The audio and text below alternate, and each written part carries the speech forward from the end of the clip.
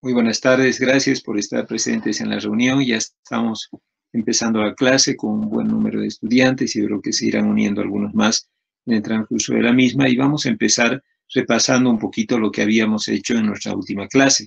Recuerden ustedes que habíamos empezado a hablar sobre lo que era el crecimiento y desarrollo de los niños, conceptualizando el crecimiento como aquella característica de hiperplasia e hipertrofia, vale decir, el aumento en el número de las células desde el momento mismo de la concepción hasta también llegar a una hipertrofia celular, que ese era el concepto de crecimiento y desarrollo. Este fenómeno de hiperplasia e hipertrofia, aumento en el número de células y aumento del volumen de cada una de ellas, se traduce claramente en un aumento de talla y también un aumento de peso en el individuo, que puede durar toda la vida, ¿no? Ese proceso no para, pero es muy significativo en la época de la infancia y por eso es que se toma en cuenta como característica de evaluación el crecimiento y desarrollo infantil. Y el desarrollo en realidad era la adquisición ya de funciones específicas de cada una de estas células, que en su conjunto van a dar el funcionamiento orgánico al individuo y que cada día que pasa irá madurando mucho más hasta lograr una funcionalidad plena. Esa es la característica del crecimiento y desarrollo infantil. Ahora bien, habíamos visto que este crecimiento y desarrollo se divide en dos etapas, una etapa prenatal y una etapa postnatal. La prenatal, a su vez, comprende el periodo embrionario, una etapa, un periodo donde existe un rápido crecimiento y menor desarrollo, ¿no? Sobre todo lo que hay es multiplicación celular e hipertrofia y empiezan a organizarse las células en estas primeras 8 semanas de vida para lograr tener posteriormente ya un bebé más formado, ¿no es cierto?, en el periodo lactante. Y en el lactante se da sobre todo el fenómeno de funcionalidad, o sea, vale decir, ya esos órganos empiezan a funcionar, ya se percibe el latido fetal, se verifica ya un volumen diurético en el útero, la formación de heces también expresando la función digestiva y por lo tanto este niño ya adquiere una funcionalidad, vale decir, hay mayor desarrollo en el periodo fetal.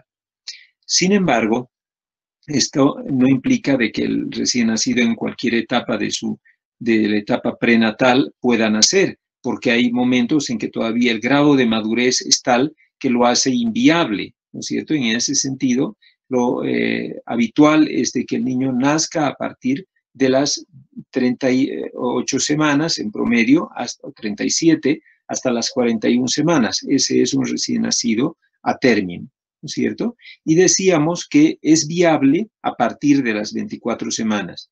¿Cuánto puede llegar, me dirán ustedes, a pesar un niño de 24 semanas? Aproximadamente 400 gramos.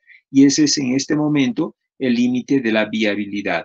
Antes de ese periodo, el grado de madurez del niño y el grado tecnológico de atención que tenemos en nuestro medio impide que pueda sobrevivir.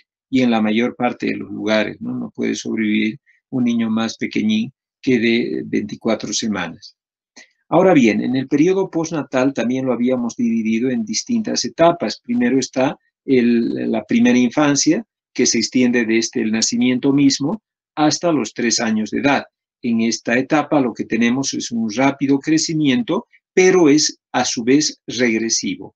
Esto era de que en los primeros meses aumenta muchísimo el pequeño, pero poco a poco va reduciendo ya ese aumento tan marcado hasta llegar, por ejemplo, a los 2 años y medio, aumentar solamente 300 gramos mes y en promedio medio centímetro por mes, cuando en el primer mes de vida aumentaba 1 kilo y aumentaba aproximadamente 3 a 4 centímetros por mes, ya que se nota que realmente el crecimiento se hace más lento. Y entramos luego a la segunda infancia, que abarca desde los 4 años hasta los 9 o 12 años, 9 años en las niñas y 12 años en los varones, y observamos en esta etapa un aumento muy significativo del desarrollo. O sea, el niño ya empieza a tener una funcionalidad muy clara, lo cual hace que pueda desarrollar todas las habilidades que el medio ambiente le procura exigir.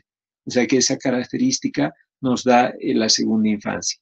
Recordemos que esta termina con la etapa del empuje puberal, donde el niño empieza ya a desarrollar rápidamente, nuevamente sube su ritmo de crecimiento a un promedio de aproximadamente unos 8 a 9 centímetros en las niñas por año y en los varones más o menos de 9 a 10 centímetros. O sea, es una etapa de rápida aceleración.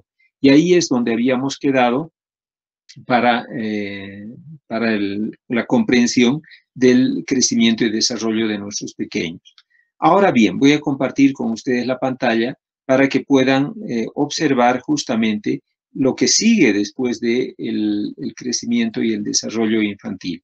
Aquí tenemos, por ejemplo, perdónenme un ratito, he abierto el WhatsApp y no he abierto todo lo que quería abrir, que es nuestra presentación de PowerPoint.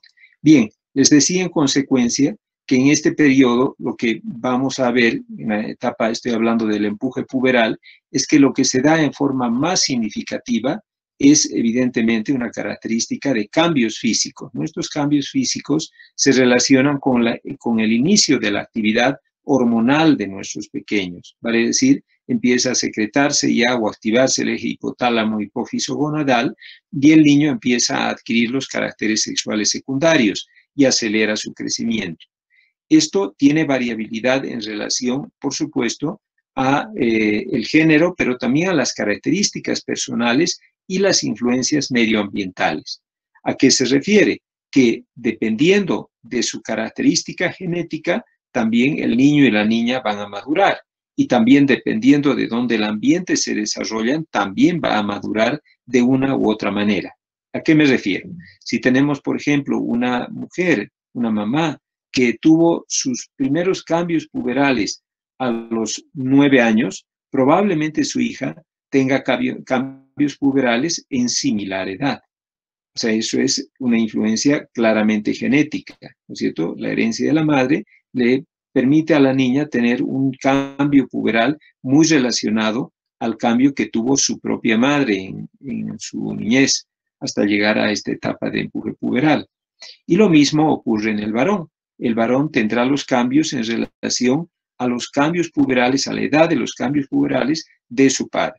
Eso expresa la característica genética en este empuje puberal, en esta etapa de empuje puberal.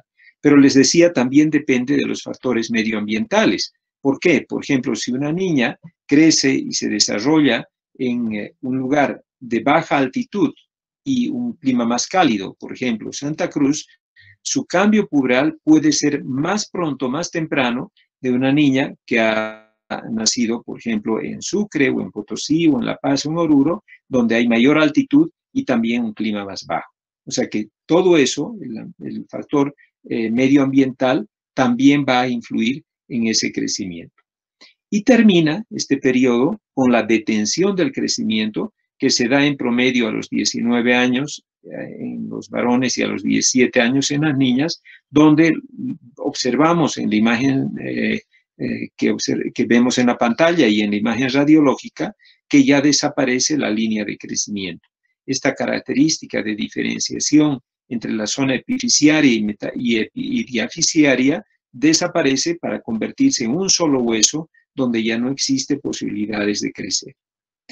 Ya un pequeño que estamos valorando y observamos que no tiene crecimiento en 2 años o que por año no aumenta más de 0.5 centímetros, pues diremos que ha llegado a la finalización de su crecimiento. Esa es una característica que también debemos recordar.